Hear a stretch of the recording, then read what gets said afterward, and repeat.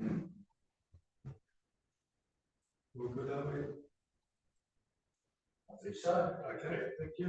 Welcome everybody. Following on from the hearings we had on the 11th last month, this is the deliberation session for the waste management. So obviously we're not going to make any resolutions today. They'll be made on the 22nd of November at a more formal meeting. So today we're going to run through what the issues are, and we're going to sort of deep dive, I think is the buzzword on what the issues are that have been raised by all the submitters during the hearing. And to help us out today, we've got Chris, sorry. That's right. So Chris has got a presentation that he's going to put up on the screen and he'll share with everybody. But what I want to do is get everybody to come up with what you think are the main issues from the submissions. And we're going to get them on the whiteboard here, and then we're going to have a combination of Chris's presentation and the issues up here, and we'll go through each one, and hopefully that'll lead us towards a decision by the end of the time. If it doesn't, we've still got quite a bit of time from the up until the 22nd of November to get more information. If people think they need more information, but we'll just see how it runs. So we'll start off, we've got a few apologies. Councillor Reedy, Councillor Weston, Councillor Sampson, and Ed Talfrey, and we've got Councillor Webb online. Oh, and Bishop, sorry. Councillor Bishop is there online. Apologies, right, sorry. And maybe here. Okay, you want to pull your presentation up, Chris? Well, did you want to do the? We'll just have yours there as well, so if people want more information. But other than that, we've got our CEO is going to be our scribe for today on the whiteboard. So issues, what are the main issues that people felt were pressing, if you like, in terms of the solution? I'll start off and user pays, probably is the first word. So we've got user pays, mandatory is another one. No options. No options. But that's mandatory. Yeah, they want more options. Yeah. Okay, so more options. Yeah. Well, two ways. So mandatory is really around charging. Options is more about Yeah. Green lights, all that. Okay. Yep. So we'll just get sort of keywords up, and then we'll get. So what I want to do is try and limit it to from the gate to the transfer station. We'll do that section first, and then all of those points that came up from the transfer station to the end point, if you like, we'll deal with that in the second tranche. There's a spin, there's a whole lot of things, being able to manoeuvre them to animals getting to the idea of just to the cost of the initial bin. Yeah, so all bin related. Yeah. Bin versus bag related. Yeah. Okay. Yeah. So accurate costs. Accurate costs. Yeah. People have got a range there, but they're not nervous about. Yeah, and I think with that too, there was a bit of confusion over the range of costs that were being presented. So we need to deal with that. There are less a few talking about exploration of district options. So there was people about trucking of the. Yeah, that's the second. Yeah, we'll deal with that. You know, from the transfer station because there was quite a few. The other one that came up was the landlord-tenant relationship. In terms of pricing. Amounts of rubbish, waste reduction. Yeah, waste reduction, zero waste. And there was divided opinion on the influence of fly dumping around options. Flies. Yeah. Yeah, there was quite a lot of concern around the negative implications on the terms of the momentum of gain if we do the right thing around recycling. So this one, mine, those Yeah.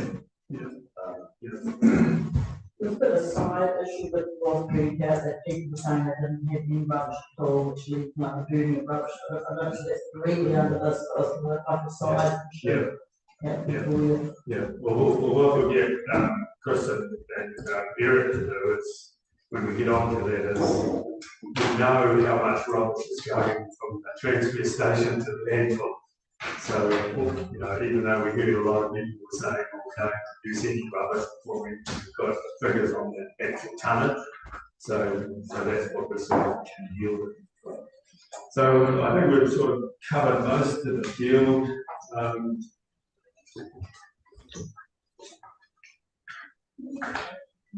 Nothing else I can see. But if anything else, yeah. Did you talk about just some people were talking about the frequency of pickups? You know, whether it's weekly, fortnightly, monthly? I think another concern was the lack of information at the moment. In terms of Like how many people have bins, how often the bags in bags go out every week. okay, yeah. I think that was a concern. Yeah, so we do have that information because that was in the consultation material. So we know the total number of bags. What we don't know is each property. Yeah. You know, because somebody approached me the other day and said it was bag day in Richmond and he went round 3 blocks and it was 3 bags. But you know, next week there might be more than 50 bags. So we don't know the exact breakdown of bags, but we do know the total number of bags that we picked up per week, per year. Okay, so if anything else comes up that we need to add to the whiteboard, we'll do that on the way. But so let's start looking at the issues. And I guess the big one was the user pays, and everybody seems to associate bags as the fairest way of user pays. But there are other options out there, and you might want to expand on. Yeah, I wonder if it's worth going through the presentation together and we can kind of cross-reference that. I think from my understanding, it's a really good summary of the issues that have been raised. So that's fantastic. So that's really good. So, Find it. Yeah.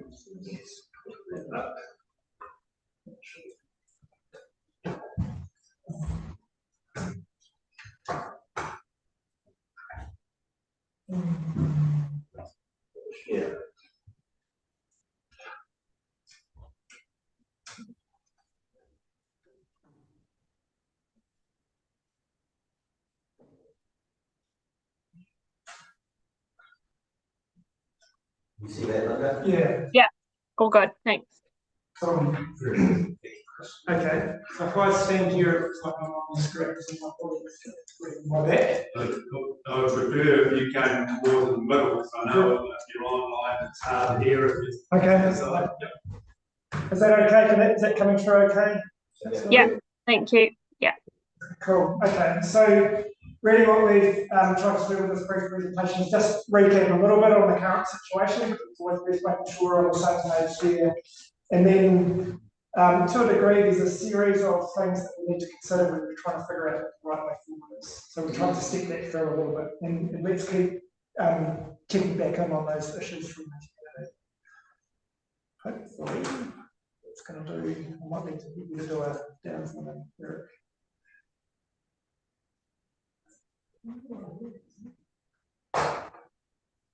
There we go. So let me see if it works for me now. Is it going to work?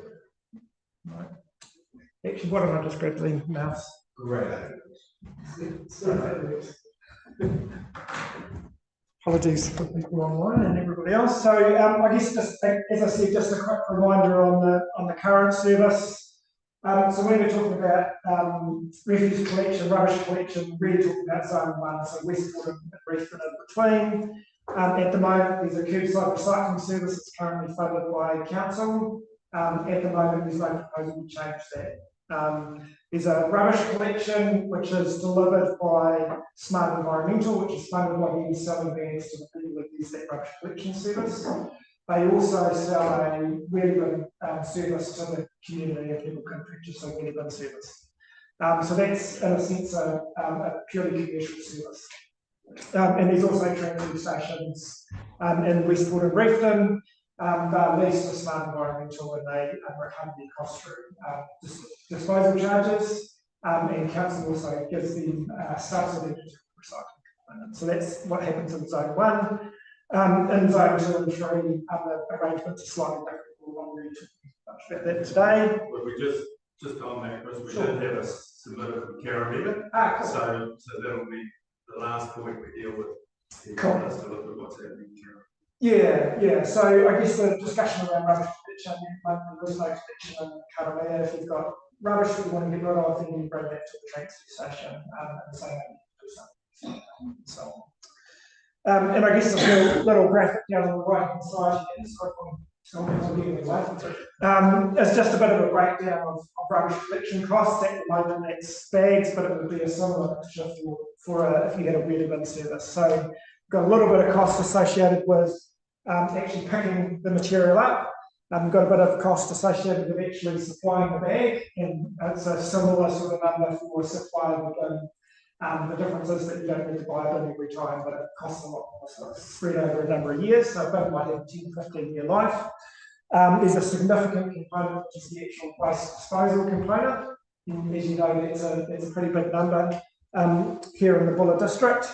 And that includes transport to Nelson at the moment, as well as disposal charges and and then there's GST on that as well. So that's what makes up to $9.10, I think it is at the moment. For that rubbish there, and you would use a similar build up of costs to figure out what the cost might be for a wheelie bin based service. So let's just reiterate. Does that make sense? Any questions? I'm not going to play for me again. Use the wheel scroll. I'll try that. Really doesn't want to play. Maybe I have to steal the.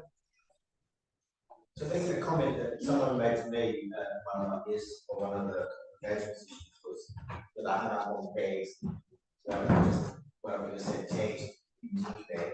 Yeah. And my answer to that, I just want to check that it's probably a fair way to describe it, is that if we introduce tags tomorrow, then you bought the supermarket put on your bag, the tag would probably be thereabouts $9.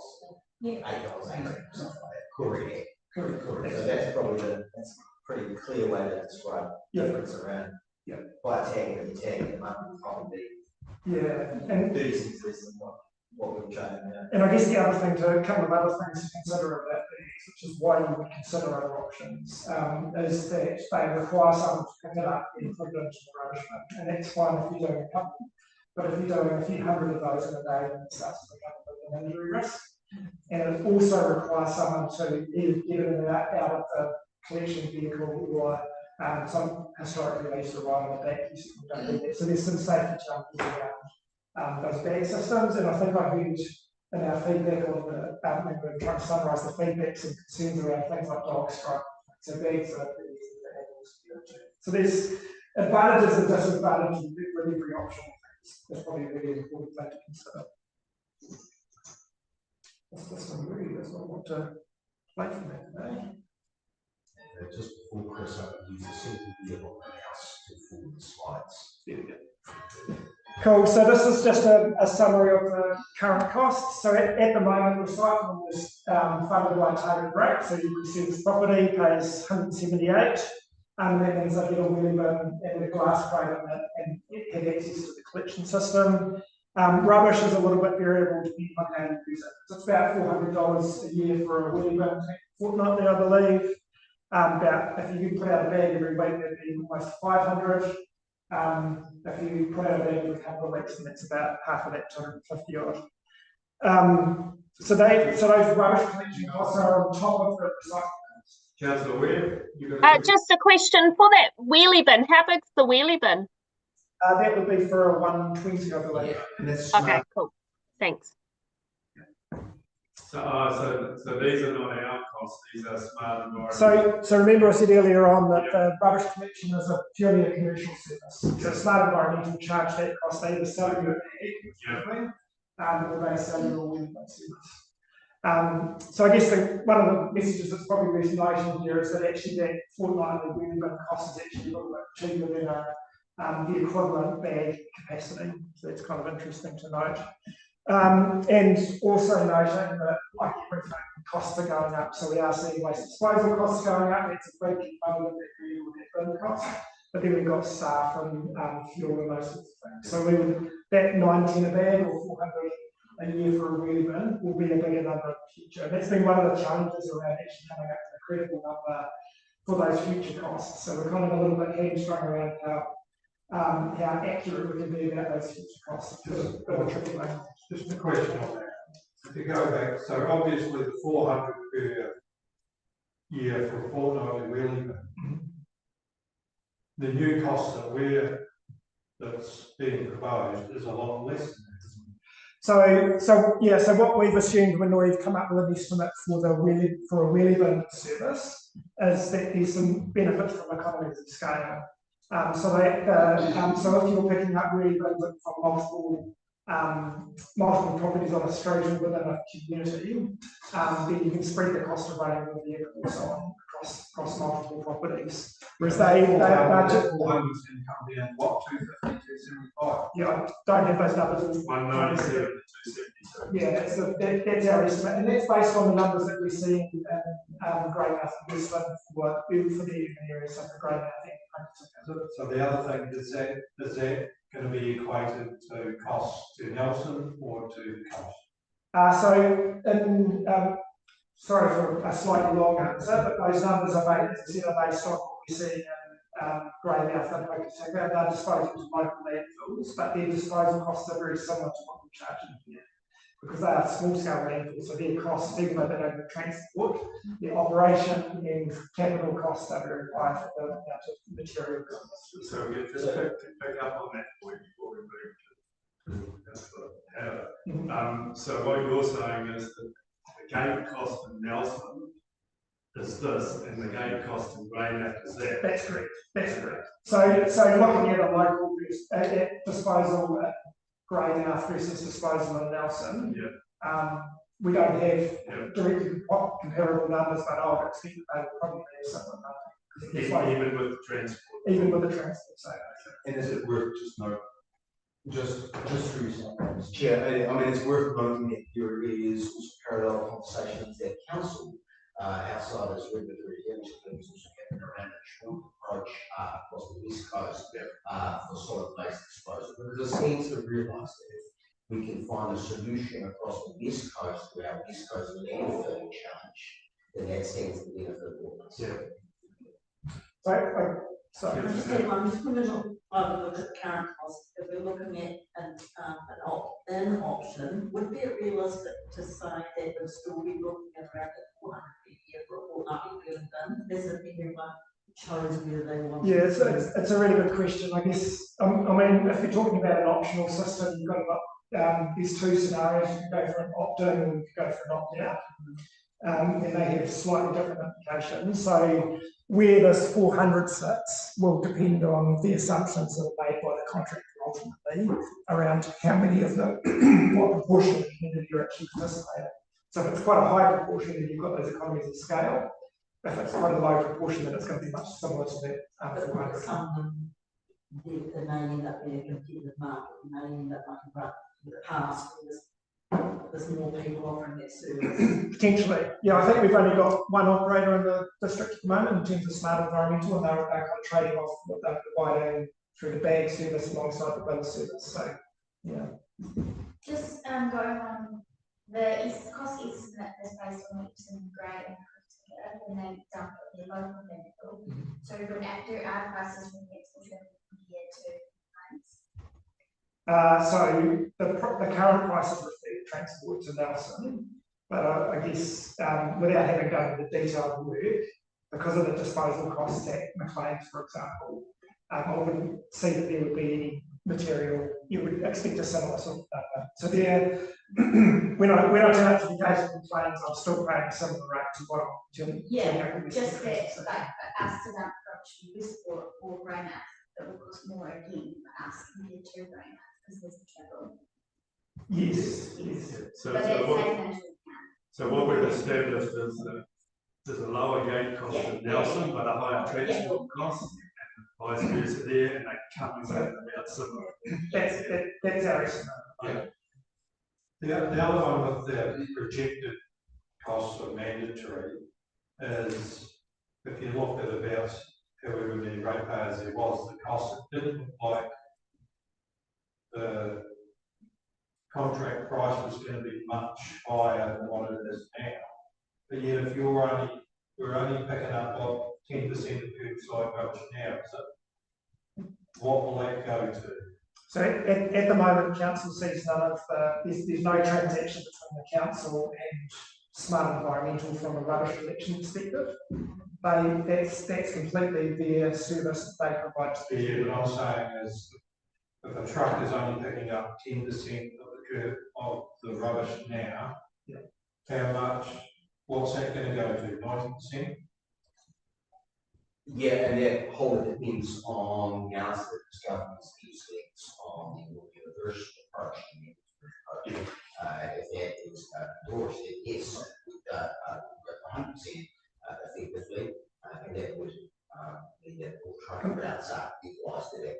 Can I just clarify those numbers though? So we've got there's a slide further on in the presentation talks about 10% of the total waste from the Buller district is collected at curbside. So if we had a system where the majority of residents were participating in the system, that might go up to 20% or maybe 40% maximum from curbside. There's still a significant proportion of waste you would expect to go to the transfer station. So that's the yard clear out or the house clear out. So how can the projected costs be even estimated if we had no idea how much truck movement's whether it's going to be, I think, 50%, 100%? Yeah, sure. So the costs that we've come up with in terms of the per household costs, as I said, with benchmarked, the most appropriate are those on the coast that have got similar issues around costs and so on. Those are based on the majority of households participating, and that gives you that economy of scale. At the moment, we've been focused on the collection from curbside. So we haven't looked at costs going forward in terms of what's going on at the transfer station. So again, that question for that, grey matter went mandatory. If they were 10%, do we know what they went to pick up? I don't have that breakdown between residential versus other materials going to the claims in the case, no. But I would expect it to be around that sort of 30-40% would be what you would typically see going to through a curbside collection versus materials. So it would only go from 10 to maybe 30 or 40. Yeah, but so typically what you would see is these materials that are suitable to put into a small bin or into a rubbish bag. That's what I put out for collection each week. There's a whole lot of other stuff that is generated by me as a householder, but also by businesses and so on that are taken directly to landfill. So that's that other 60 or 70%. So we're never going to. So that the point of that 10% number, maybe I should just quickly try and find it. Oh, here it is just to note that that's quite low in terms of the proportion of the total being collected at curbside. So if you would expect that to go up, we've got most households actually making use of the curbside collection system, but that'll go from 10% to maybe 20 or 30 or maybe 40% depending on participation, not to 100%, because you've always got your builder doing work, bringing train and load in, or business is bringing waste from there. As I get back to before, like how can we have any projected costs if all of a sudden you can have 30-40% more truck movements around town, maybe 50%, no idea. So the costings that we've been built up on are based on a typical level of participation in other areas. So those numbers, if we were to go out and put in place a service within the urban areas, so Westport and Grafton, now for a similar system to Greymouth and Hokitika, we would expect it to be in that sort of range. But if we go forward a couple of years, we've got increases in disposal costs and fuel and wages, which means that we escalate. So are we seeing a corresponding decrease in the transfer station costs? Because some of the submitters are saying, put bins out and see a the rubbish will grow. That I would certainly expect that. So I think we don't, anecdotally, so we don't have any hard evidence on this, but what would seem to be happening is that we've got a significant proportion of people who take their waste to the transfer station rather than buying it. So they'll get by their own bags and chucking it back. So you would expect to see that turning up. So if we go through our list, top of the list, user pay. So some of the submitters said, we don't mind bins as long as it's user paid. Yep. So if we go to a user paid bin system, what are we likely to see in terms? Are we still going to look at the 10%? No, I think the difference with the user pays bin system is that typically you would provide people with a bin and it's their choice to pay to use it each time it gets collected. Yeah. So I think you would expect to see an increase in participation in the number of households that are actually using that service down because that service is there. And what we've seen nationally is that there's bad service there at the moment, which is user pays. So you're saying because of the physical capability of the bin, we'll see it. If I'm given that, then there's a reasonable chance that I'll actually choose to use it. Yeah, that's what we've seen elsewhere. Right. And I think what we've seen across New Zealand is that people tend to find the wheel bins more convenient, easier to maneuver rather than picking up that thing. So you will see people taking advantage of that convenience. So we heard a couple of views on the technology required to have a user paid bin system. So one was you buy a token or a band or something, and then that gets ripped off. Presumably, and the other was you scan it and send out a bill. Comments on? Oh, look, I think my suggestion is there's a few decisions that you ultimately need to make around the nature of the service, and one of those is whether it's user pays or use funding. I think there's a couple of different ways that you decide that user pays is the right way forward. I think there's positives and negatives around each of those, and my suggestion is that user pays is the direction you want to take. That you task your team with going away and deciding on the right solution rather than necessarily now that discussion today. So is there anything we know of costs, percentage increase from, say, mandatory to user pay?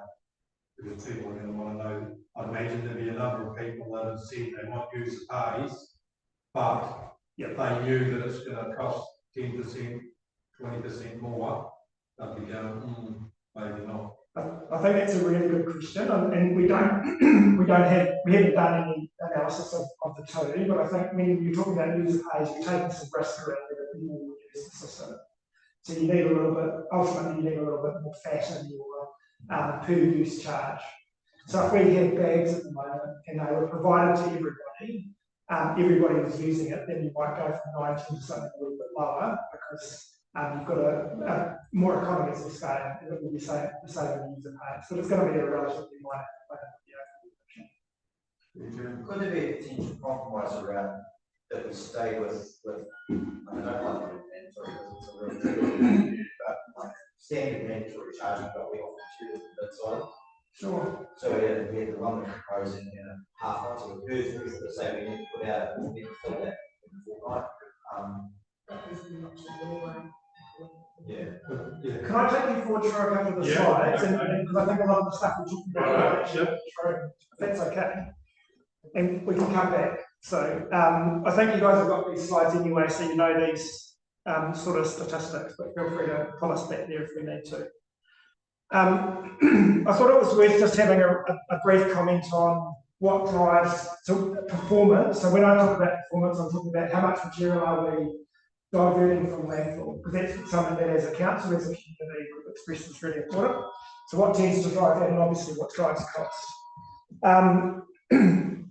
So, and I guess also related to that is things like illegal dumping, which we know is an issue here as it is actually most parts of the country. So there's certainly some things around providing easy access to collection. So some of that's around cost, but some of it is also around convenience. And I mentioned earlier on that what we've seen around the country is people happy to pay for a wheelie bin service where it's a commercial activity. We see that here with smart service. Often there's things like backdoor collections, and I think there are a couple of comments from people concerned about people with limited mobility being able to move. So what we see in a lot of places around New Zealand is provision for people to ask for a backdoor collection service, as the terminology. And council can make a decision, yes, that actually they do need a little bit of additional assistance. We've done a little bit of work in Kapiti recently where we've looked at the capacity available for rubbish. And what we found is that where that capacity is constrained in some way, so it's not unlimited, that seems to drive a high level of diversion of materials into recycling bins, which kind of makes sense. So if I can put out as much rubbish as I want, if I'm motivated to recycle, I will recycle, but if I'm not, then I'll just make use of my rubbish containers.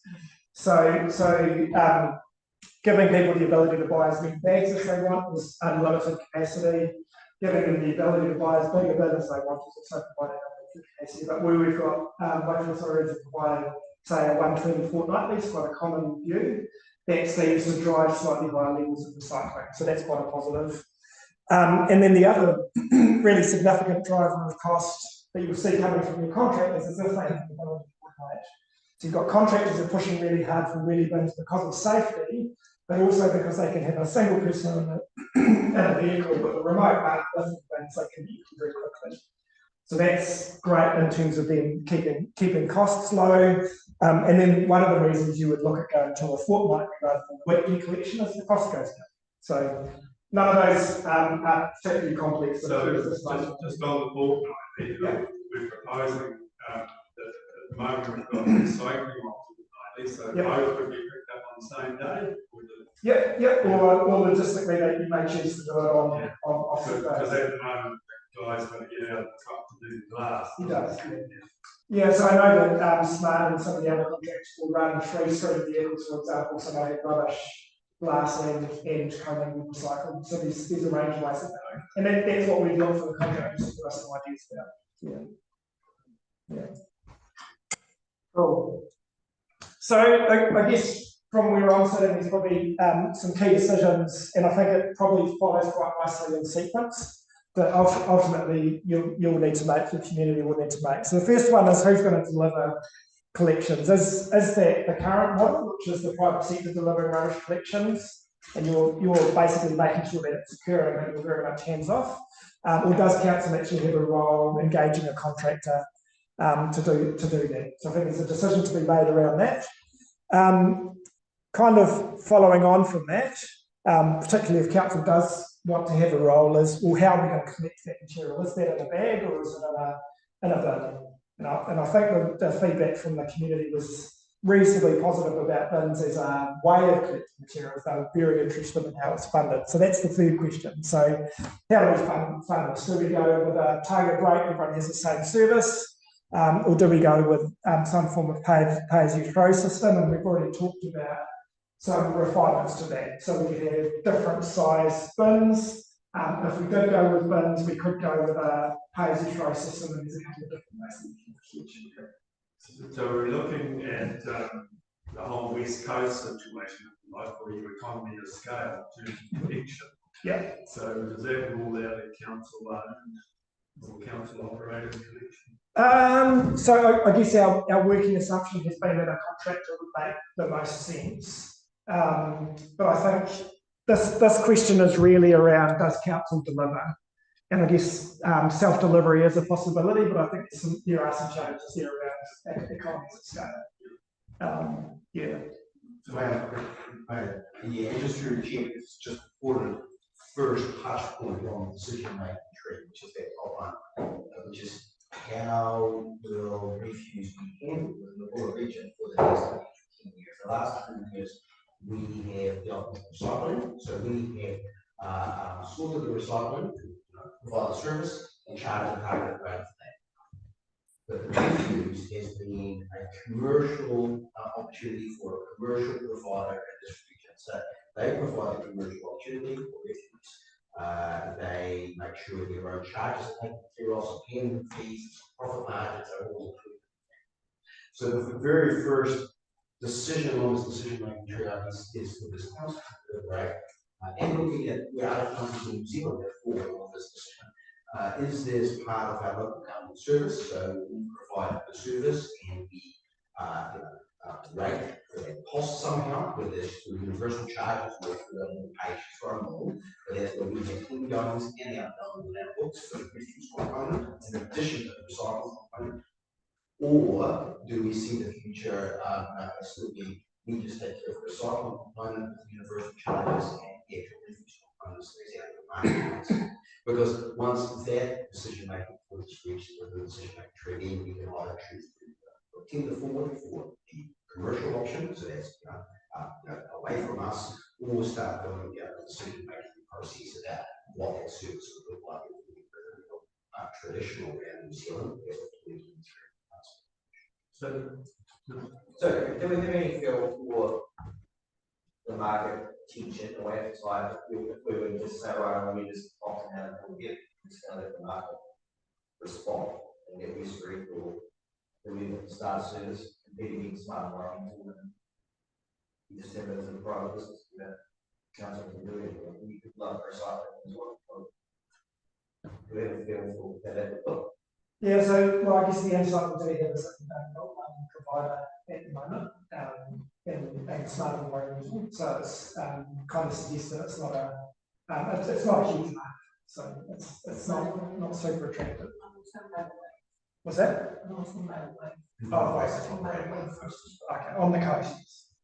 And I feel like, you know, from the conversation that we're having, and we respect this council anyway, so it was blamed for everything anyway. You know, I don't really understand it, but I don't want it, because I think there was cycling rubbish is kind of what I was saying, so it's that education, but yeah. So, just before we go on, in terms of submissions, I don't recall anybody bringing this up at the hearings. Was there someone? I think you will find in the community think it's a council service regardless of who's providing it. That's what we found last year as well. A lot more friendly costs, so does a council do it? Sure, we get the profit margin, but can we do it as cost effectively, you know? Because you get companies that that's their core business, and so obviously you expect there to be some savings and cost savings. Can council deliver at the same cost, and therefore the ratepayers benefit from that profit margin? I mean, my feeling would be that using a contract to deliver the actual services is probably going to be more sensible, because you can tap into a broader operation. But the question, I've distracted a little bit here by having hit in there, because I think the question here is, does council contract someone to deliver the service? And what you bring into that contract, in a sense, is the economy of scale, so the whole community will play it. Or do you leave it to the private sector, which is kind of what you've done at the moment? And they then need to piece together a collection run, and you see that reflected in part on the sort of numbers that you see in your bank costs. Yeah, and I will just build that point, because thank you, Councillor Howard. It's good to recognise this, and I would use something like water within a council service. Water supplies for communities, as an example.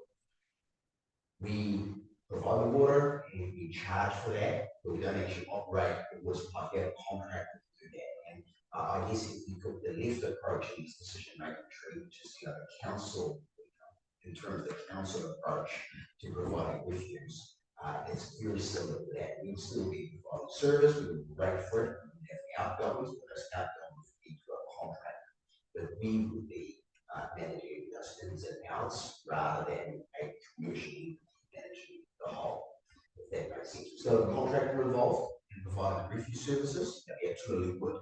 And that's the intended attention to the situation, bringing the experience from the market, from all players that would be interested in putting forward that the idea of having the council control of refuse, is that the council would be doing the service, we would simply be setting the process ourselves, as kind of a contract that does that, commercial market does that, and we'd be setting the actual rate falls, whether that's on a page or a reverse approach on an annual basis, to make sure that that is on as close to a not-for-profit basis. In terms of there not being other operators in the market at the moment, that's not surprising. It's a 10-year contract, and the contract has got controls the transfer station, so pretty high barrier to entry for anyone. I thought it's just a rubbish truck sitting and start bidding around. But then previously, and go right back to the start, did Westbury not tender for it? Westbury didn't tender. They couldn't find enough in it to be able to do it. I don't know, it wasn't around. So it could be similar this time, if they tried, they probably couldn't find enough in it. Yeah, and that's a commercial reality. That's the market dictated. But just in terms of scenario, we go to the bins, we make it mandatory. How does the contract price it? Because they've got no idea how many are going to be out each week or each fortnight.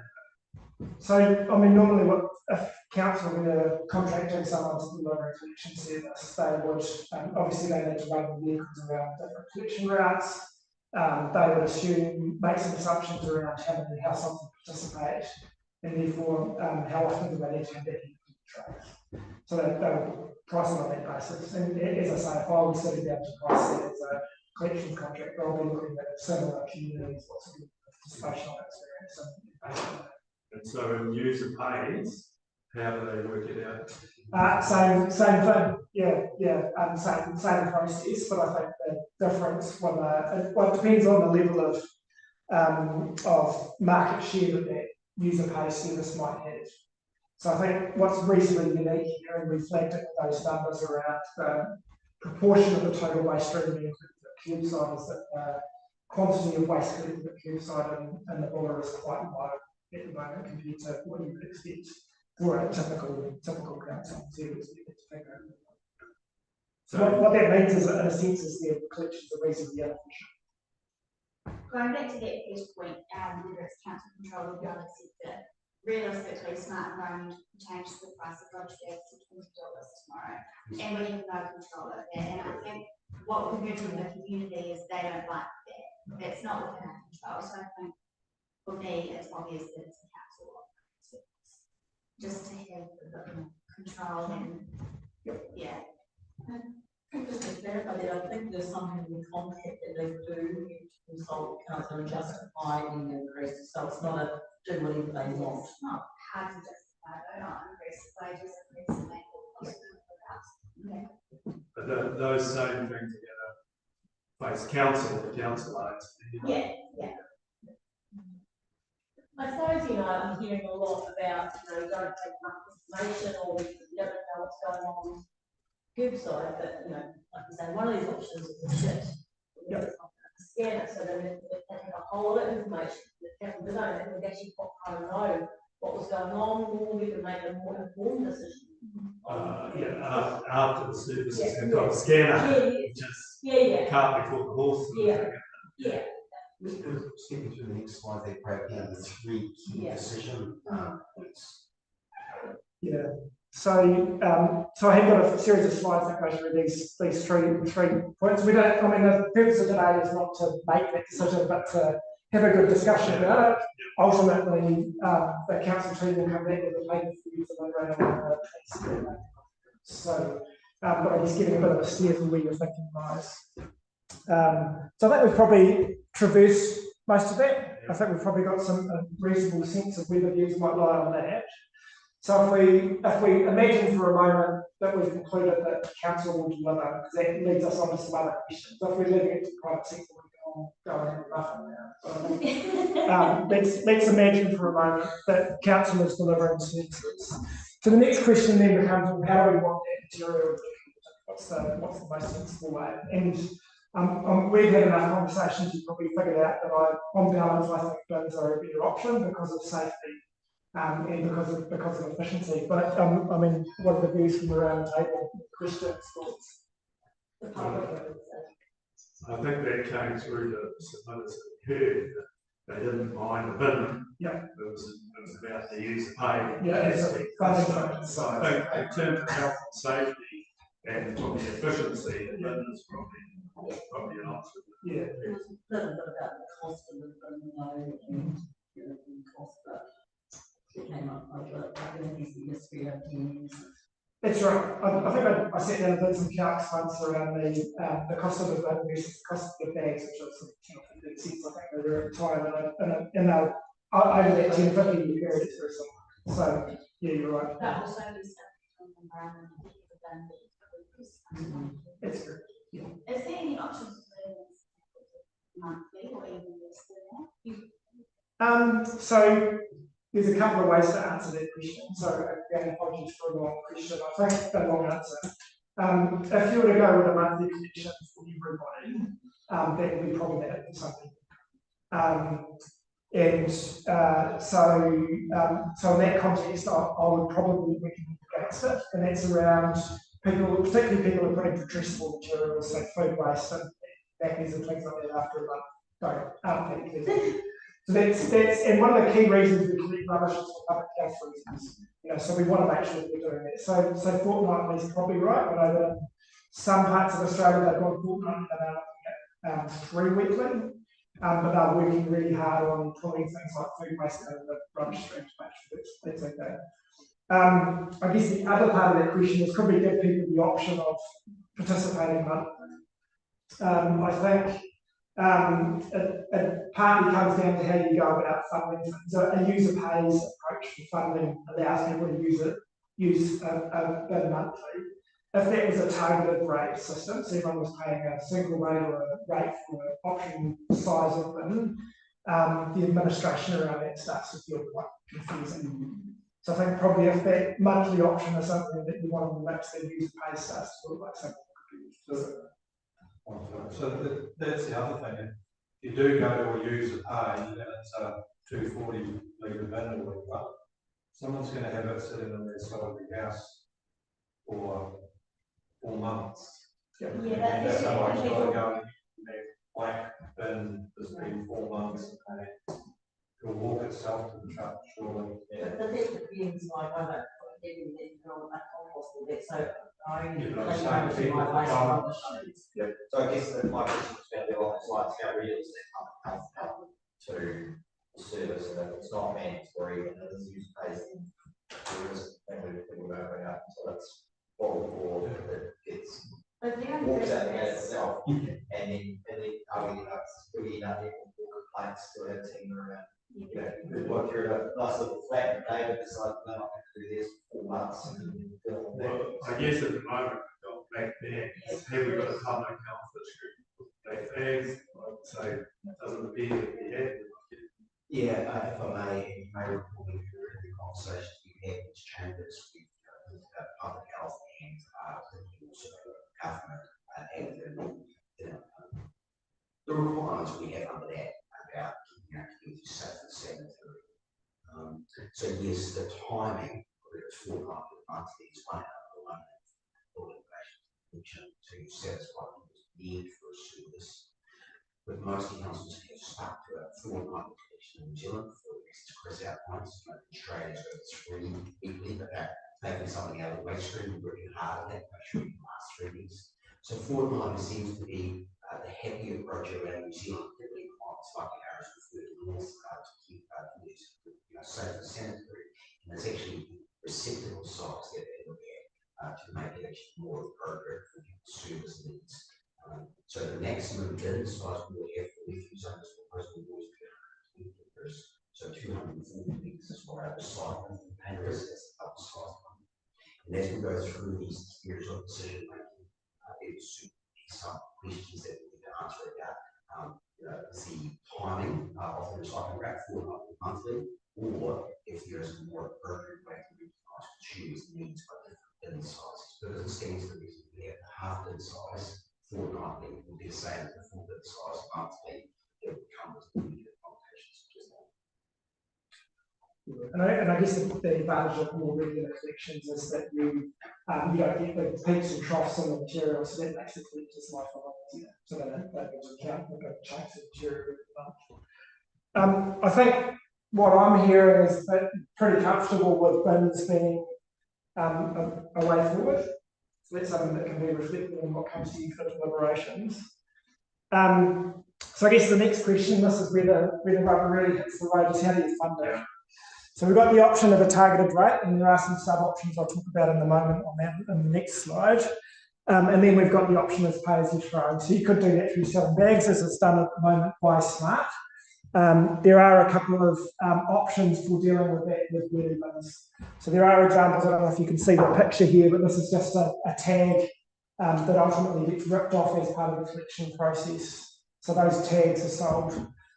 So Thames Coromandel has that system in place. These are RFID tags. So most new collection systems, they'll have a reader on the truck that notes the bins being emptied, and that's largely for a data collection piece. But conceivably, that could be used as a basis for charging. In one example, we've got that is kind of slightly tangential in Hastings. They record every lift of the rubbish bins. If people don't use their bins very much, then they get a rebate on their targeted rate. So low users are rewarded for low use. So they're not actually using it for charging, but they're using it as a rebate. And if I may, Chris, Sure. just to build on that, because in that particular district council situation, the RFID tag goes to inform a rate rebate on the universal mandatory charge, which is quite different than using an RFID tag for an actually prepaid credit system paid as you throw. And it stands to reason, and certainly if this is part of the decision tree looking at that staff in the right package, it stands to reason that operators in the truck, they can visually see tags around bins, so no tags, no lift, but the RFID shipped within the bin is a bit more problematic because once it's lifted and on the truck and deposited back to curbside, the users know that they can't count. It becomes quite labour intensive and problematic to get those charges back. So yeah, that's just quite nuanced point on the. So as I said earlier on, my suggestion is, from a council perspective, you make a judgment call around pay as you throw or targeted rate, and we'll talk about some of the options underlying targeted rate. As Eric's alluded to, there are some positives and negatives around the different mechanisms you might use for user pays if that's the direction that you want to take. There's a bit of work around what the right way to do it. I just noted the one offering the rebates is I thought the amount of rebate was pretty insignificant. At least it wasn't up to me, it would be meaningful to make a decision around reducing waste and the administration. Yeah, yeah, no, I kind of thought the same, but I think the principle's there, right? You can see the rebate. Yeah. Cool. Can we, just to clarify on the charging or chasing up, what you're talking about really is bad saying people who don't pay that bill when it comes, and they're still getting that. So does things like this, to the powers that council normally has around collection of rates, would it stretch to a service like this, or would we end up with more of a commercial arrangement in terms of recovery if someone's getting the bill and not paying their bill in a year? Yeah, and so certainly look at the chair. It's a really good question. I don't know the answer to that today. Colleagues around finance and the government, provide that entity. Particularly in the paper, please do not get rid of this is but in terms of the system we've got at the moment, which is prepaid by bags, the label system would be prepaid by the label. That's very simple. Yeah, so eliminates all of those problems. Tags were a bit RFID doesn't. Yeah. Because the other problem is remembering these tags are coming out and value of like 10 bucks. Yeah. So suddenly you've got a bit of a list of things to go around and the like. Yeah. I did like one of the things that they require you to pin your address on it, which would be quite good. So some people buy the tags, pre-write the address on all the tags they bought, but then another value someone else to take it. And another problem. As I say, I think some of these details are something that can work through if that's the direction that's set by council. I should have a tag that fitted through itself, so if it was ripped, it's unusable anyway, so something like that. I was thinking more, like the zip tie. Once you put them on, you have to cut them to get them off. Yeah. And so nobody can go around and undo them. I'll just reference back to what I said at the start, which is there's probably no perfect solution here. Yeah. So I think let's set the direction and then optimise, but not accept perfection. So just on that, I think it's worth noting that I think the figure, if somebody can correct me, is over 5,000 people currently in the collection route, 5.5 or something. We've got 339 submissions. Out of that, 72% were against. So very small proportion of the population, if you like, have indicated against. But we still have to weigh that up in terms of decision making, and it's up to each individual to apply the weighting to those submissions. Yep, absolutely. So just keep that in mind. Just one on that. But again, and I'll probably be proved wrong, but the same 79% of submitters are against. But what does that tell us about the public? Unless you did a door-to-door survey, and you know what? Well, part of your job, and that's what you inherited by becoming a councillor, is how you weight it. You know, that silent majority. We heard from ex-councillor Cole that she thinks the silent majority was against the bin and wanted to use the pays. That was her discrimination of it. You have to make your own decision. I think you can use a correlation between other going out to the public on other submissions too, and there's always been a strong use of pay sort of philosophy. So I think there's an overriding philosophy within the district. Can I talk to you about the next slide? Just to, I think, we had the conversation, which is taking a targeted break scenario and saying, well, how could you play with that and respond to some of the issues that the community raised? And these are all examples. So we talked about the rates remission scenario. What we put out there for discussion was a single option. There's certainly examples of different bin size options in multiple places across the country. So that's actually really, really common. So often you'll have the ability to either opt for a smaller bin.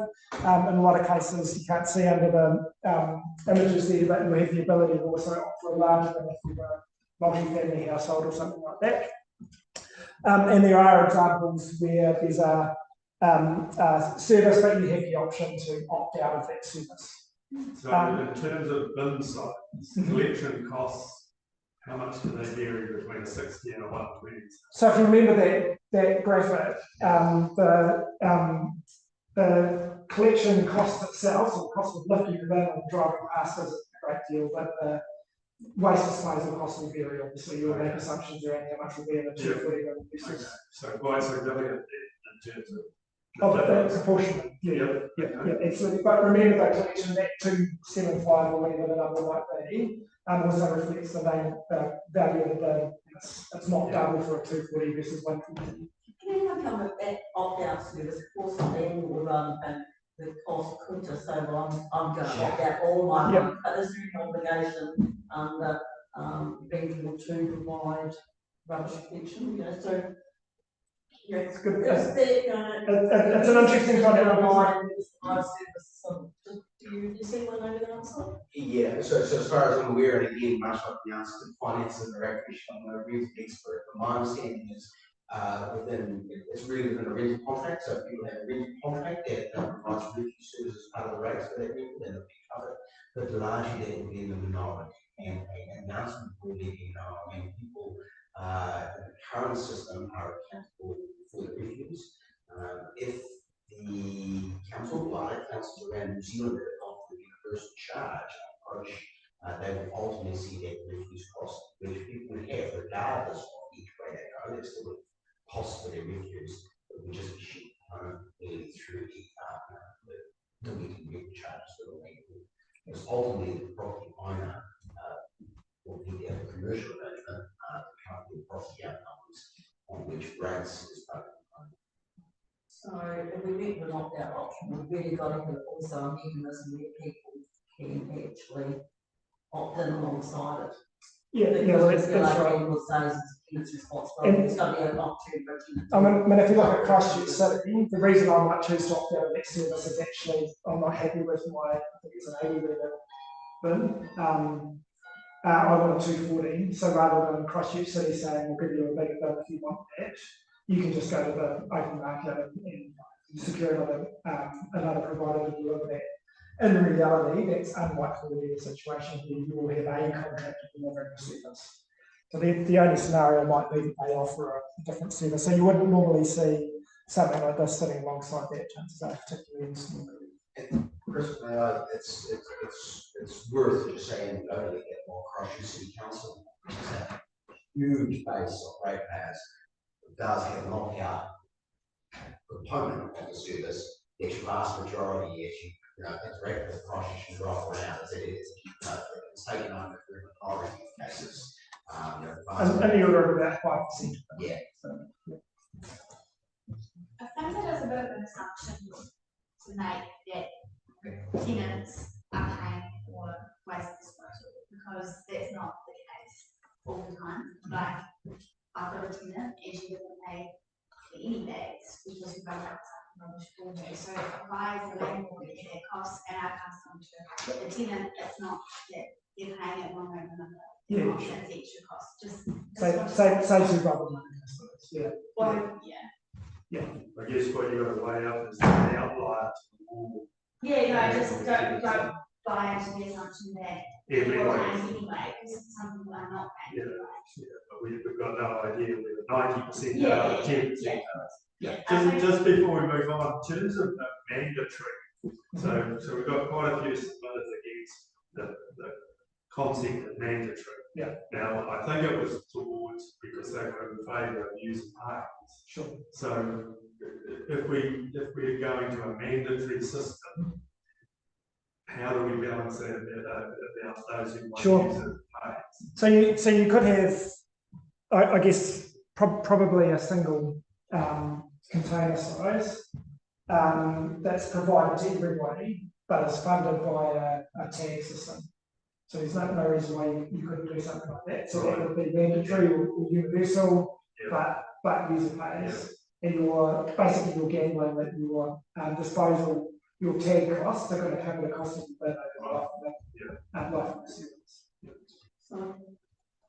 So in that case, you'd be in the base number that you may presume paying for that initial bin and the availability of that service would be a little bit. Again, I think that there's quite a bit of devil in that detail. So yes, you could have a base charge for everybody, or you could incorporate that into your tag costs and basically spread it over the cost of the contract. And there are contracts where councils don't purchase the bins; they are provided by the contractor and advertised and spread across the life of the contract. So it may be that the system that you put in place is simply about passing through the costs over the life of the contract. So that avoids some upfront chemical costs. So the way you structure your contracts is quite a bit flexible. Next slide. So lots of things to think about. So I guess this was just illustrating the decision points. And again, so that's private sector versus council delivery under the pictures there. Then we've got, well, which way do we go? In terms of rubbish bags versus wheelie bins, we kind of came down to wheelie bins in the discussion we've had today. So you could go pay as you throw. If you decided that a targeted rate was the right way to go, then there's a range of different ways that you might be able to play with that, including the other one that we haven't got on here is that opt-out type of scenario as well. So there's quite a few ways you can play around with a scenario. It gives you quite a bit of flexibility, it gives your residents quite a bit of flexibility. My read, and it may be that I've got it 100%, but is that residents are reasonably positive about the idea of a wheelie bin. They don't like the idea of being told they can have this single service. To me, it's potentially a bit of an open question around the way to address those concerns is through some flexibility around things like bin size, or to go down a pay-as-you-throw type route. And there's advantages and disadvantages of both of those in terms of complexity and those sorts of things. The trading of tags, if we're talking about it's $9 for a bag, it's probably going to be $15 or $20 a tag for a 120 bin. So that's quite a valuable little piece of paper. So some of those things, all of those things seem to be. Just a different question. Some of the submitters have concerns about what would happen to prepaid rubbish bags. Is there any clarity around So the bags they've already bought. So I'm not sure how that happens year on year. I presume there's a bit of a amnesty period, I guess, at the end of the year. So I would expect that you would have a transition period where those bags would still be collected. Would be the sort of situation. I mean, the lead type of procurement of this type of contract is year to 18 months, so you've got plenty of time to sink into what's going on. If someone's sitting on rubbish bags for 18 months, probably being a bit cheeky about the way bad prices are going Yeah, it may have just to build on Chris's point here, because I mean, it's a fair question. People have paid, put some equity into those bags. And it's important to note two things. One is, as Chris identified, the Indian time for significant contracts of this, that individuals who are servicing changes are not overnight, they're longer burning elements, it could be 8, 12, 14 months out. So we'll be doing two things as part of this contract refresh. One is talking to the wider council about extension or current regime to give us the time to bring some of these conversations here, because the current contract comes to the end of 2024. And then the second thing is that the staff will be doing depending on where we're going, the service level that we choose. If it is status quo, then there'll be no change to that policy. If it is a change to service level, the actual through the process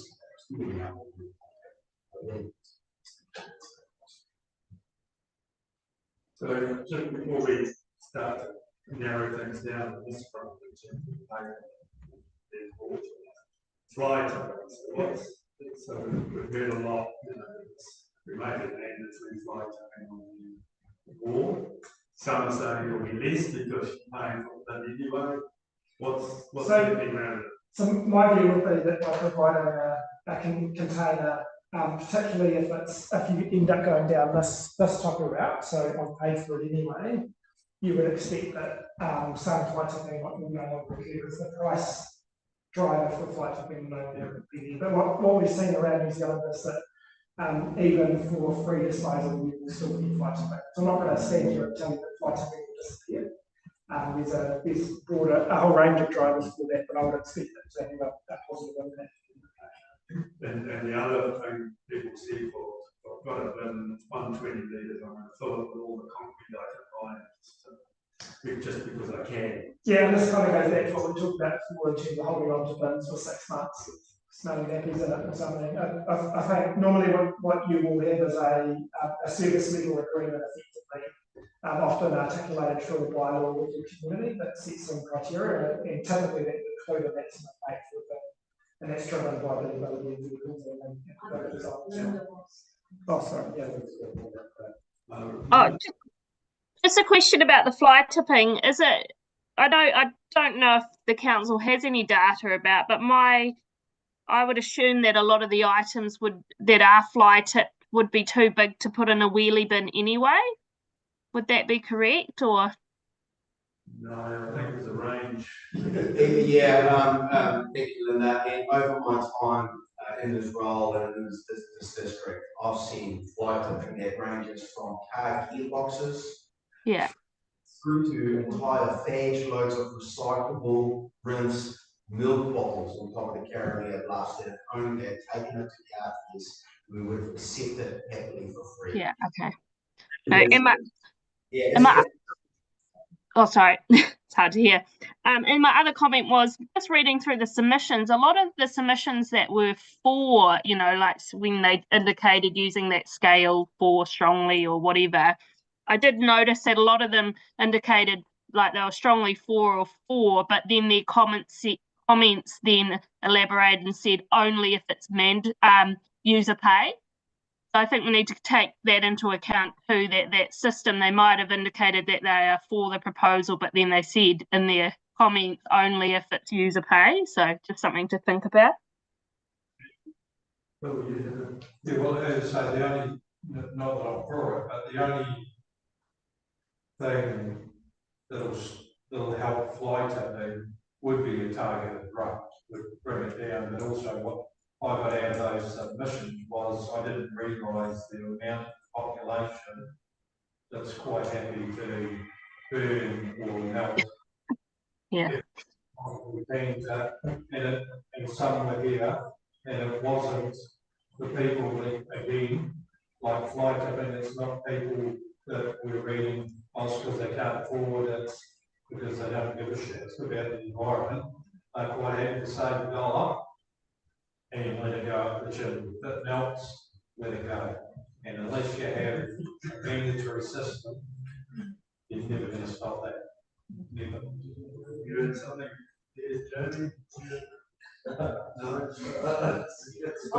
evidence of that culture anyway. You'll approve it. I don't think you will. If I've got a ban, surely, People will still be around. yeah, they will. Okay, what we want to do now is give Chris and Eric a bit of a steer, because we're going to get a paper back on the 22nd, so just give me things that you want in that paper to do with that little matrix up there. We also certainly read out how guy and yourself and the wider committee is to just now we've had the presentations, perhaps recenter on the richness of those key themes you saw, deliberate them and discuss them within the framework provided. So let's take it as a first tier, second tier, third tier discussion, and really take on board what we heard from the oral submitters who took the time to address and the wider body that's within the submissions responsible. And then towards the end of the 104-minute session, to our session here, I'll decide whether there's going to be any follow-up for some further deliberation, or if there's already started to become a agreed lay line for what these services are likely to look like in the future, because that will inform staff to then start forming up the 22nd of November.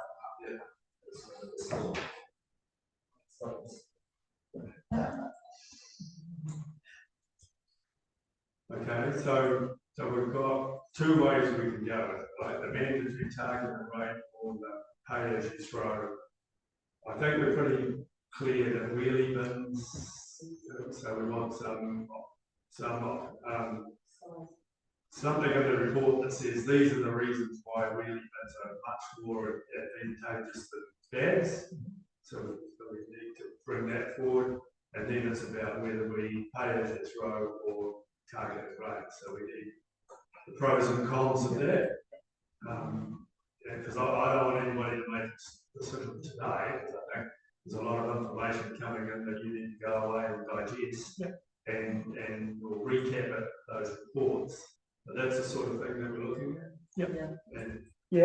And look, I think one of the key drivers for the council team is contract coming to an end, need to go out to procurement. And to a degree, the contractor doesn't actually care how you're funding their activity.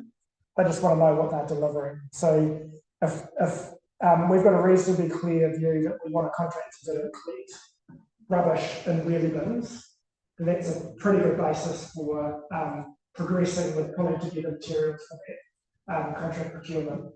Yes, we're going to need to talk around whether it's pay as you throw or a targeted rate type system, but that's a little bit of a secondary issue as to what's my methodology. So I think that's really helpful for the team to be able to progress with planning for procurement in parallel with determining what sounds to me like is really a decision point around how do we fund this service rather than necessarily what do we deliver. So just from a contract perspective, on the contractor invested tendering, what's the difference between pay as you throw and target rate in terms of my tender? Sure. So the difference here will be the assumptions that I'm going to make around how much rubbish I'm going to pick up. And if we're going with different bin sizes, then there's some subtleties around that. So, and that comes down to what size of vehicles do I specify, those sorts of things. So there's some stuff in there, but this is the big thing. You being the council, like having to provide those figures that if we go target rate, we think we'll go from 10% to. We would provide current data. What I would expect is we would provide current information in terms of ag sales and general waste generation. We would give house numbers within the service area. It would be the contractor's role to take their knowledge of waste collection services to come up with a reasonable estimate to base the tender price. So that would be the same information for target or pay as you throw. So then what I'm saying is there might be slightly different assumptions that they feed into this. So then would there be an assumption that one or the other, a tenderer would probably want to put a lot more fat on top of one or the other because that'd be So like I commented earlier on, I would expect that a contractor would put a bit more fat around pay as you throw, because there's a bit of risk around people participating in that service. So you need to make sure that you've got enough contingency effectively within your per lift cost or your tank cost. Yeah, and if I may, just through the chair, build on Chris's point here, and perhaps it's not that helpful, there's a few boxes in front of the first key decision making, which is council delivery for the commercial market.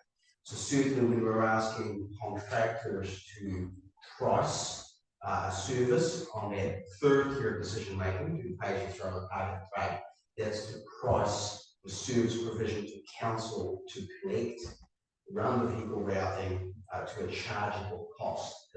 Within that construct for council to then take that cost and all other associated costs to get some sort of construct to have income versus expenditure.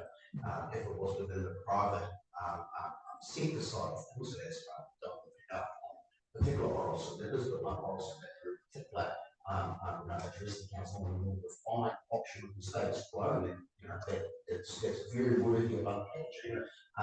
That is then really for the contractor to then make their own commercial assumptions about the risk or profit margins for the whole service. Okay. So in terms of that top line, you've got enough information to make a decision on council delivery or private sector, do you think? You don't need any more in the report, advantages, disadvantages, but let's put it in anyway. Yeah, it's good to have Anything else we need in that part of it? I want to move on then on to the rest of the submitters about transfer of the transfer stations and landfill. We need to talk about that, and then we'll wrap up with the Caribbean situation, because we did that submission. Okay.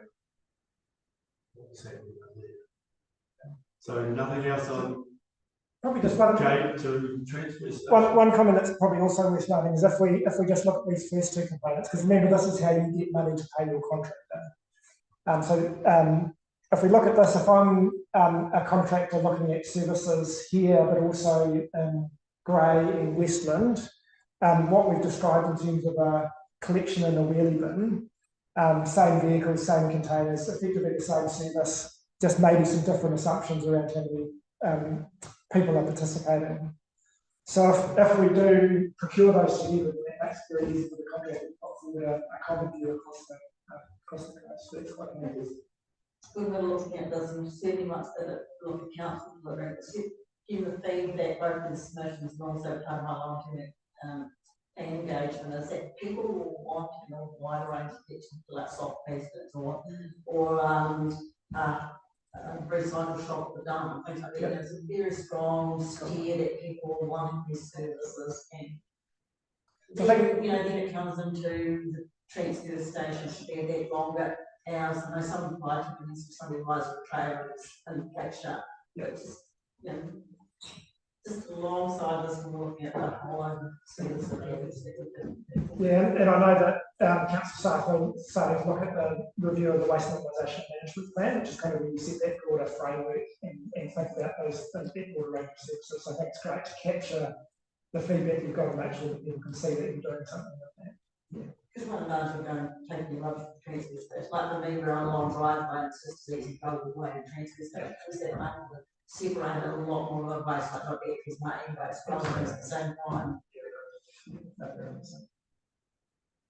I want to talk about this very next, but is there still an option to combine recycling up with grey and protein services? So the way you're collecting recycling at the moment is the same as Greymouth. In Westland, they're looking to introduce a glass crate. They don't currently do glass. So for the current situation with Grey and future situation with Westland, the same service from a recycling perspective will be in place across the three councils. Which is why we kind of said, well, is there a way for us to procure those together or coordinate the delivery of those, maybe just the comments scale. So the short answer is absolutely. So in terms of the top line, what's happening at Grey and Westland in terms of the council delivery? 100% council delivery, yeah. Really good target rates. funded through tonnage rate, and we've got a general rate, I think, it's on it as well. They're using wheelie bins for rubbish collection, and then the same for you guys for recycling. They've got a targeted rate.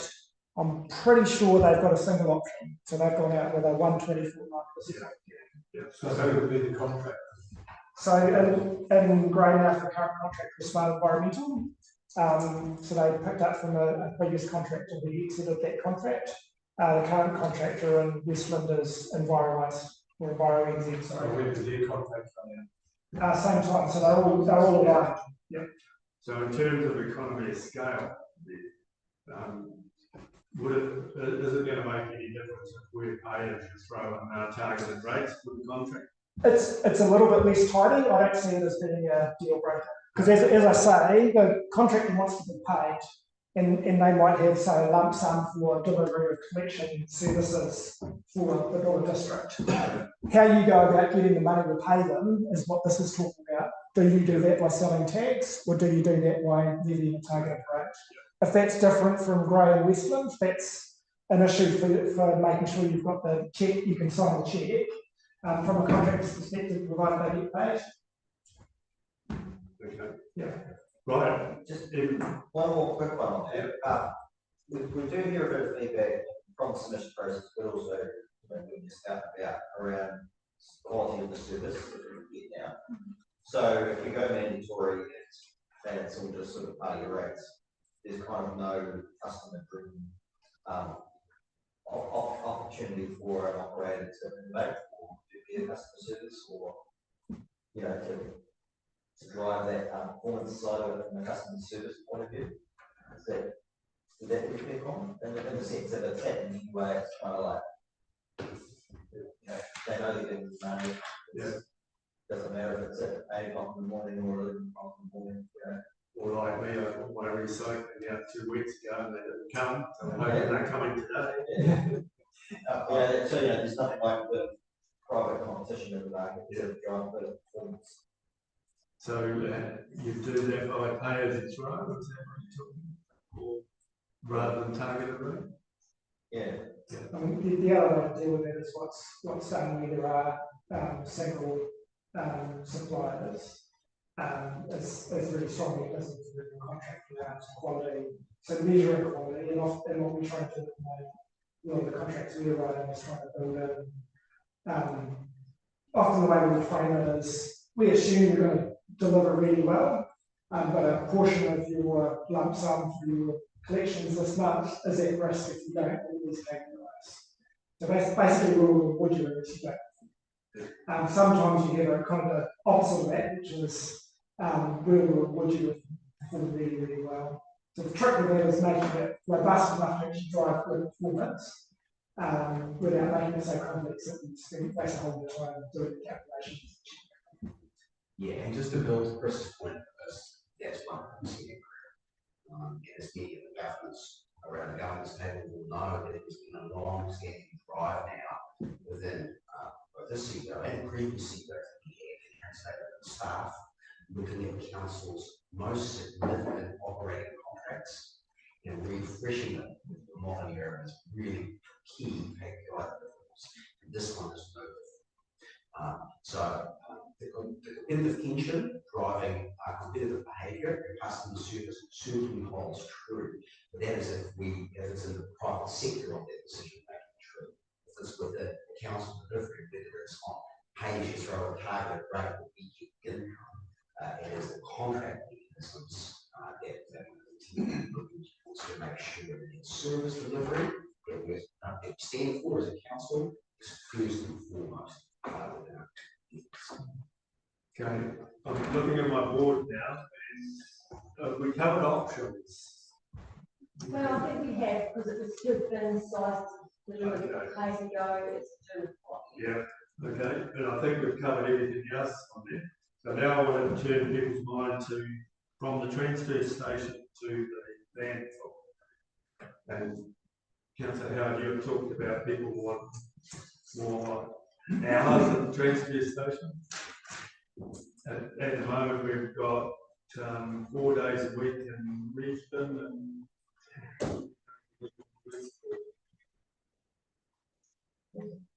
it was supposed to be Tuesdays and Thursdays. Just go on with the legal issue whether or not the landfill is controlled by the contractors. Want to take back control of the some like transfer station operation to be part of the contract with the people that is about. It's a really good question. So I need the pros and cons of that.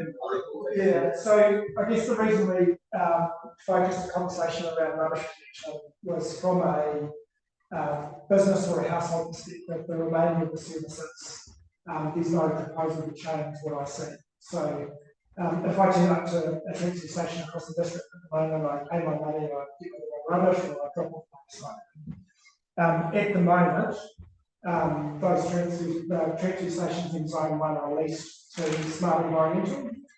So they pay some money to the council, and then council subsidises some of the recycling activity. It's a smart operation, smart environmental operation. The thinking to date around the future contract is that we go to a more conventional arrangement where the contractor, Smart or someone else, will operate those transfer stations on behalf of the council. So council would pay them an operations cost every month, whatever it might be, the disposal charges that come to council to help fund those operation costs. So it's just a change in structure.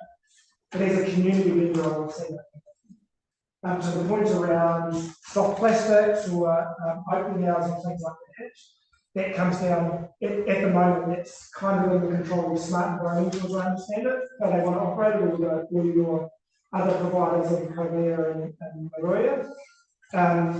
The difference would be that you would give you ability to direct that. The implication of that is if you want to increase your opening hours, there's dollars associated with it. If you want to accept more materials, there may be a cost associated with it. If someone has materials for reason they wait for the push and buy them as markets. So there's some kind of flow implications around that. I think that's the bit that I'm struggling with a bit at the moment. Is one of the teachings is why I understand right, whatever number of plastic it is, there's no money in it. It's still ripping it up. We're actually paying for it on top of it. It's almost like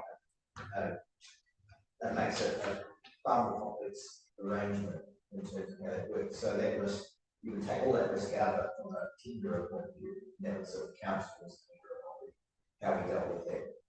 And I don't know, I need to understand what are the pluses and minuses of that, because there's downside risk if this stuff's not worth anything, but there's a huge downside risk if there is a good market for it, or like things like a dump shop, or green waste and composting, all those things you can also counsel as potential benefits. I think the thing that we also consider is we used, I guess, we used to think about the value of recyclables in the context of $50 to chuck stuff into the landfill.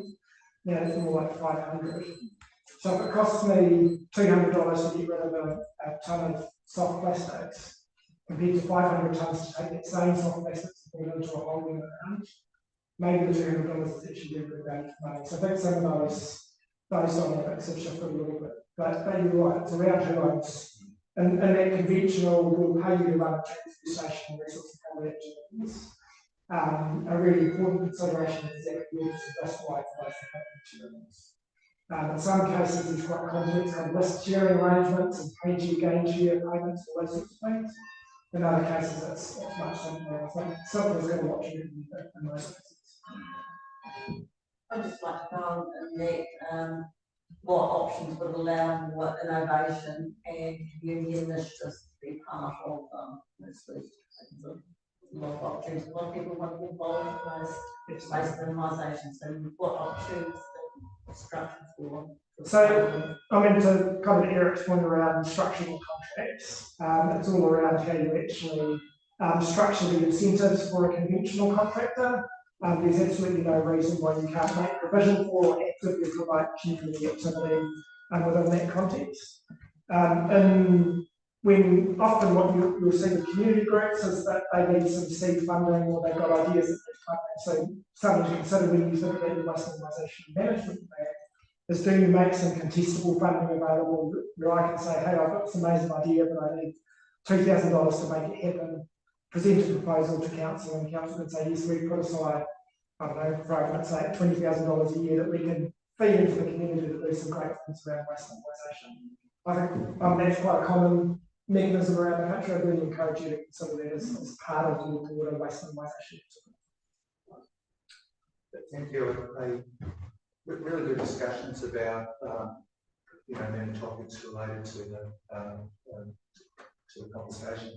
I'm just reminding the public consultation is quite specific in terms of the statement proposal and the matters that were particularly legal service things. So just remind us all that whilst there are many other related issues in terms of what we're required to, I suppose, through the report that will come through in November, just to be contained within those. I mean, we can have discussion about things, but actually, I think the chair's noted there were many submissions about topics we actually would consult on, and whilst we should consider that absolutely, because many of these things are connected, there's just a cautionary tale about perhaps what staff would be bringing forward in terms of expectations. I wouldn't like committing and just think, oh, where's the part about this? If we just come back to the submission form and use that as a I think in terms of the report, probably the most important thing is the cost of the different options, because we need to know what a realistic cost of having a different size plan or plan is to show what the cost of actually be, because that's the most important thing to others. But on the understanding that we're going to have to put in a range based on what's happening in other markets, because we're crystal ball gazing otherwise. And that also applies to your current system. So we know it's $9.10 at the moment. Yeah. Not sure what it will be next year or the year following. So I think, so you're right. I think, and I know a number of the submitters are concerned about that. As I said earlier on, we're hamstrung. We actually don't know. So we can give some ranges based on the best information we have. I think it's worth noting too that the range was 197 to 272. But then people had to take off what their existing costs were off there, because that was, the same. Because we've got quite a few submitters saying that, we're being asked to pay $450 a year more than what we're paying at the moment. Yeah, but the 178 had to come off there, and then whatever you're paying in bag costs or private bin costs, it still has to come off your 197 to 272. So I think we need to clarify that. Yeah. I guess we've talked about user pays and a tag type system. So if we follow the logic that it's about 120 litre bins, about twice the size of the bag, currently $9 a bag, it's not unreasonable to say you're probably going to be paying something like $20 a tag if that system goes live. So that's the sort of thought process that we will go through and say that. But it's not definitive. And we just need to, unfortunately, we can't do that. Well, I suppose, getting back to what you said, that it's not so much that it's not the paper for targeted rates and option goods, like you wanted to know, council delivery, what accepted or published based on you. That's what, that's the meat. Well, as Mike said, I think what the consultation was around a change in level of service, and there's two components to that. One is how are you going to collect? And it sounds to me like there's a reasonably common view around the table that using wheelie bins fortnightly seems like a sensible approach. So that's good. So that's one question answered through the consultation process, subject to your deliberations. The second question is how do you fund it? And that's the one that you need to deliberate. Goes out the window, ponder on a little bit, and come back on the 27th and decide on. And that is the question around, do we go pay as you throw or targeted rate? That $20 a tag is going to be broadly similar to the equivalent of $20 a fortnight as a targeted rate. So are we going to have them pay for council delivery or private sector? Is that coming into it as well? Pros and cons. Yeah. Okay, I want to get back to the transfer because some of there's quite a few submissions on, if we had an undistrict landfill, then the whole price.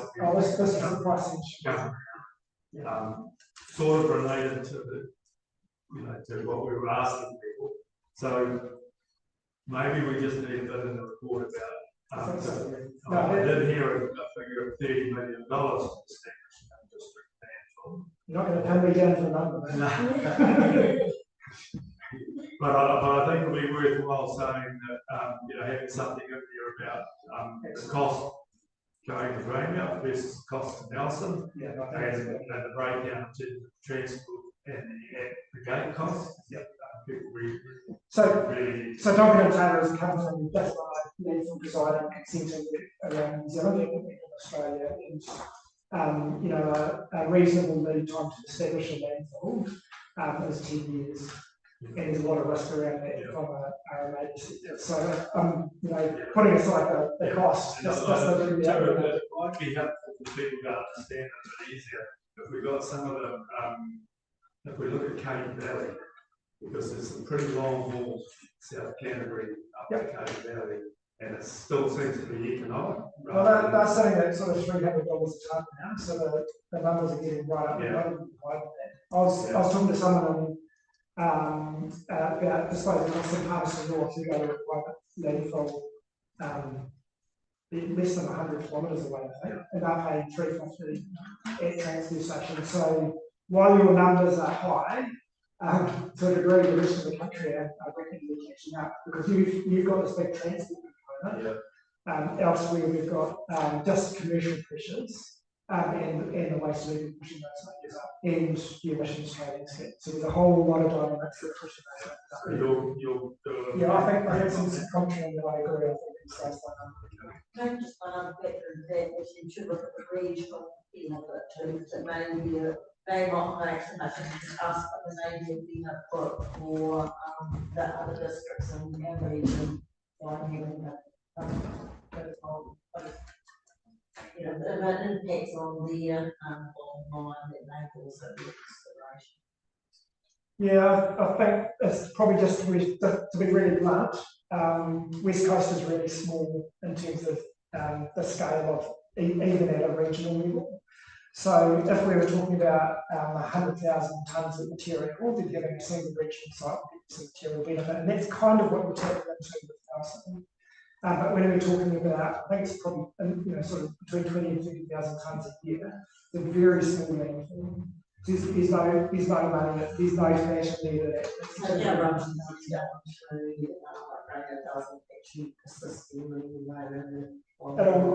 much.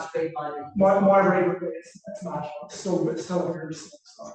The only upside is the fact that we might get a collection regional wide. It might have some cost. And you might avoid collecting from the very southern part of the district and pulling all the way back up here or up to Nelson. You might be able to go straight down to McLean. So some of those kind of benefits. Yeah, but just in terms of the price, that one contract can come in and get all three districts. So from a collections perspective, it starts to look interesting. Yeah, absolutely. And I think there's also a resilience component, so potentially having a couple of options. So I know that you had some challenges a couple of years ago when you had, I think, South and North actually. But you have transport links breaking and that put you in a pretty challenging position operationally. So actually, so some of the things that we're talking with the council to the south about is one of the benefits potentially of collaborating on the collection side is rather than having a couple of vehicles for a single district, you might have a larger number that means that you can repurpose it and respond to challenges. So that resilience component potentially quite important. So would we leave out when we're tendering again, keeping our options open, trying to make gate charges, not committed to having any contract with it. So that would be maybe a contract position, another best option to lower the. Yeah, there's a couple of different ways you can deal with that. So you're potentially separating out the collection from that disposal. Yeah, and if I may just sort of chair Bill and Chris's point, and it's important to note obviously from a governance point of view, elements and free and price currently, but it's still up on deck to discuss the joint approach. So all a number of months ago, it was in May, June, July, a joint approach under the Government Act and packaging. What a joint approach for solid waste in the future holds in relation to both contract and also access and contribution to different landfills that are currently within the region. And that is something that staff and councillors will continue to engage on, particularly as the service level decisions here start to become deferred and understood. So we won't see any of that in the 22nd report. No, that's purely about the decision on level of service. So funding, how are you collecting and how are you funding? So the question of Caramia was outside the consultation document. How are we going to deal with that? Can we get Brian Jones' submission and then you answer that in this report, or do you want to bring that as a separate report another time for the full council? Yeah, I mean, firstly, just really wish to know and actually, for benefit of life as well, thank all the people that made the submission and use the opportunity to address council. And in this particular case, it was outside of the consultation document, but there was a lot of really rich material in many of those submissions, and that one in particular, I think, had to be guided by the team on how we approach it. Putting it into the 22nd of November council paper is possibly not a neat fit in relation to what that's hoping to achieve, but I absolutely feel that it deserves some deliberation and response. Yep. Okay, so we'll make a call, then that won't be in, and that'll be a separate council agenda item. Okay. Anything else we've missed or people want to bring up in terms of the submissions? Reviewed. So just to recap, we're going to get a resolution on the 22nd, and it'll be after this paper will come as an agenda item for the official meeting. So you've got between now and the 22nd to work it through what you've heard today and also about that submission. But there'll be an agenda close off probably a week before that. So if you need any more information, you need to get to me before that date, and we'll try and pull that into the report. It's just one thing, if you go to a flow chart here, is how do you recognise low waste households under the pay as you throw? Is that again shifting some of that inside that also come under the pay as you throw? Or just not knowing the effects?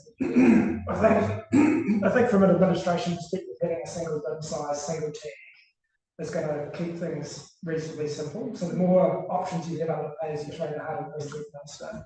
So if I'm a low generator of waste or a low user of the curbside system, then I simply buy less tags. So I spend even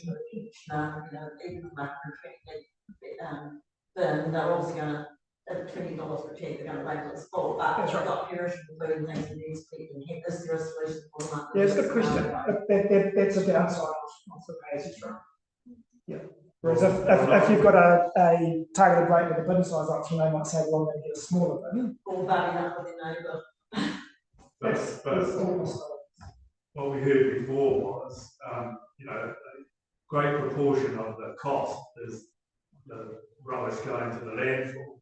So if we have a pay as you throw bin size options, a smaller bin, okay, it costs the same to pick it up, but it's not going to cost the same to get it to the landfill. So we have a different tag or a different. Yeah, so I mean, Eric talked a little bit about the RFID tags and how, in theory, you could use them for charging, but that's not demonstrated in practice that we've identified. So my suggestion, if you want to go down the pay as you throw route, is that you have a single option, a single tag, and the way to save money effectively would recognise those users generating these spaces for them to put out in bins less regularly. Yeah, but then we've got what's just been raised, but we had a different. You're saying about $20 for a tag for 120, so $10 for a 60-litre problem solved, isn't it? Yeah, so you wouldn't go below about 80 litres just because of the way the systems work. The 60-litre and smaller tend to be destroyed, but yeah, it just illustrates that there's no solution. Yeah. And maybe it's only a temporary thing anyway, because we have to separate out food scrap and virtually that's different. So that's just on that, because I think you mentioned in the first presentation that probably we're going to get an exemption on the West Coast because it's probably not going to be But I hope I cost didn't, effective or economic. I hope I didn't say it quite out there. So there's a couple of things. So previous government clearly signalled mandatory food waste collection for households and communities above 1,000 people. And also standardisation of curbside recycling, what's delivered at curbside. So for councils that are currently collecting curbside recycling, those requirements have been exited, so you now have to meet those. The mandatory food waste collection piece has not been formalised in any sense. So, like you, I'm waiting to see what the shape of that new government looks like and also personally but I'm really interested to know what they think about this. So I don't know what the shape of that would look like. What I do know is that both National and Labour have been relatively well aligned on the broad view around the direction of travel from a waste and resource recovery perspective. Historically, what we've seen is things have gone a little bit slower with the national government. They've got a vast array of things that they want to do. So my guess might be that things may slow down, but ultimately you will be, if things proceed as signalled so far, you will be required to address food waste. It may be that there's provision for smaller communities like West or Eastern to say, well, actually, a food waste or a food and garden waste collection doesn't feel sensible. We're going to address food waste in this way that's appropriate for our community. It remains to be seen whether that door's open or not. I think it should be, but I'm not done. Well, so you're talking sort of centralised compost. And you're already collecting green waste at transfer stations, so you can certainly do it, but it's another cost on your community, particularly for those who are already composting at home. Is there a hybridised way of charging when you have a targeted rate that's like a base or the service going past your gate, I don't know, a minimum pickup, number of pickups a year or something, with an RFID or something? I'm just saying about easiness. If it's an RFID, it's actually going into the limit of the bid, then no one's got to really pick up by tags, there's no one to steal anything. All the way through our system, we come down on the rates. So there'd be a base charge and then a metric charge for higher users. It feels like a good compromise. So do you want something like that in the report?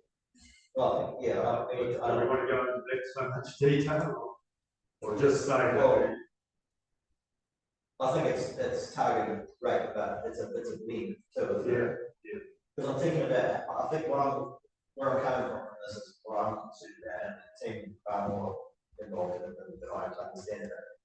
All these things are easy for us to talk about. They're adding so much complexity to what this contract looks like. My worry is that you get a contractor that says, well, this is so complex and so much variability, we're going to stick this number on.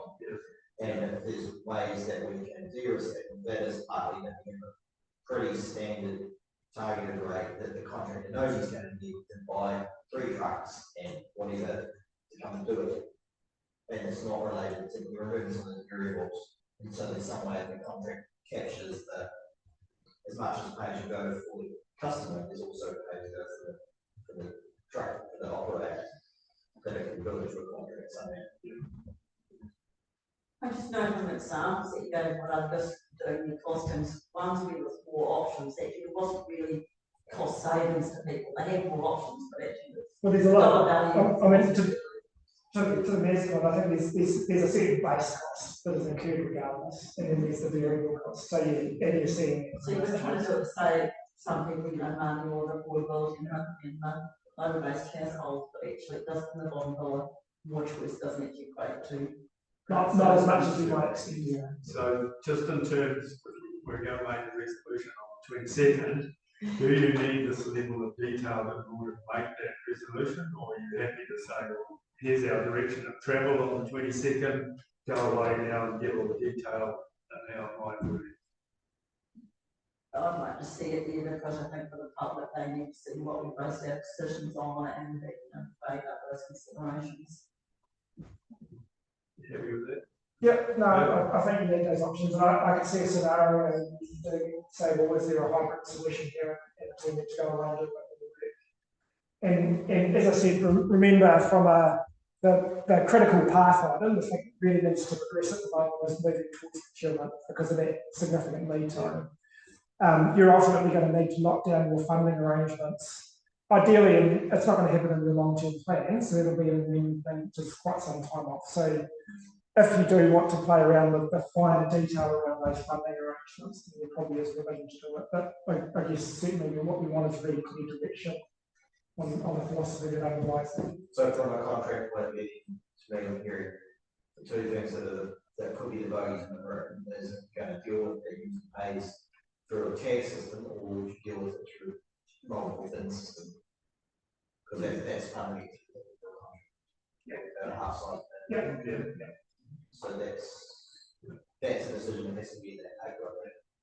Is it we dealing with the variability in the user pays out through a tag system, or are we just providing at least some optionality? So one comment that may or may not help is that I think we talked about the cheapest kind of manual scenario with the tag that rips off. The driver for the putting that in place was a large number of emergency homeowners, so it's batches of it on the place. So people who are not there for significant amounts of time. But not exclusively, but largely around the rest of the country, we've got a targeted rate system, and a large portion of those have those bin options. So if you're looking for guidance from what people are doing in other parts of the country, that's kind of where things are going. Yeah, well, we need to reinvent the wheel of the story, so you'll be able to transfer that into the paper rather than. Yeah. Okay, final comments, anybody? Wrap it up? No? Thank you for your attention, and obviously we'll have those that are absent today will need to catch up as quick as they can by that paper in order to make the decision on 27. Right. Sorry, I should have spoken up there. Just as a closing comment in terms of what else staff are doing, because there is a timeline running parallel and events to the LTP and so forth. But just to be clear, the intention of November report to the committee will be just as discussed in terms of what's required and the direction of travel, and the next steps in terms of what comes out of those resolutions will determine the time frame and the sequence of events. Because if we wind the clock back a bit, we did have aspirations of all things went swimmingly and the community fully supported it. We might be looking to introduce this as part of the LTP, as part of that sort of program. But clearly, based on the feedback and where we're sitting now, that's not going to happen. So just to remind us that we're thinking about how to reintroduce whatever comes of the resolutions into that next community consultation process, and the eventual application or implementation of whatever it may be is further down the track. And so to that end, what staff are doing is to bolster our current status quo, to negotiate with the contractor and the current incumbent. So as we know, that's due for expiry 14 February next year. So we need to make sure we've got a service level that continues beyond that, and that will be a matter of, I think, a separate, Eric's nodding, a separate paper that comes to council to provide that time, so that we don't get to February next year and all of a sudden, gosh, we haven't got a contract. So I just wanted to send that out, not the same topic, but a bit of yeah, thanks, Mike. Thank you, everybody. We'll draw it to a close. Thank you, Jeff. Thanks, Councillor Webb.